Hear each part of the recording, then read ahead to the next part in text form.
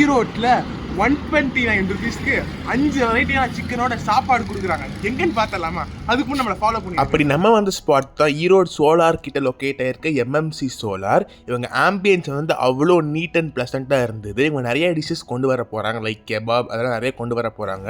இவங்க main motive என்னன்னு சொன்னாங்க, அது ரொம்பவே ஆச்சரியமாக இருந்தது.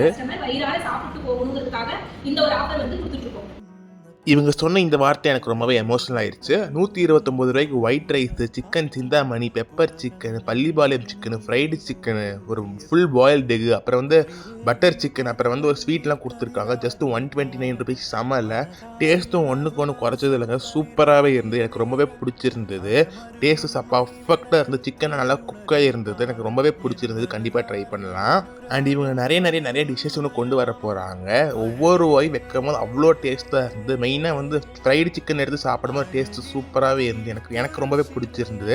இவங்க பட்டர் சிக்கன்லாம் அப்படி இருந்தது.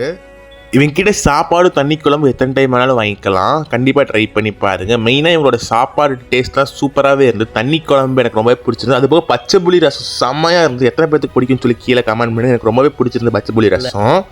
அப்புறம் சிக்கன் பிரியாணி வாங்கியிருந்தோம். சிக்கன் பிரியாணி டேஸ்ட் சூப்பராகவே இருந்தது. நெக்ஸ்ட்டு பார்த்தீங்கன்னா ஃப்ரைட் சிக்கன் இந்த மயோனிஸ் வச்சு சாப்பிடணும். அது டேஸ்ட்டு சும்மா தூக்கி விட்டுருச்சு. சூப்பராக இருந்தது. அதுக்கப்புறம் பார்த்தீங்கன்னா மொஜிட்டோ அண்ட் ஐஸ்கிரீம் வாங்கி சாப்பிட்டு இந்த வீடியோ எண்ட் பண்ணிக்கிறோம்.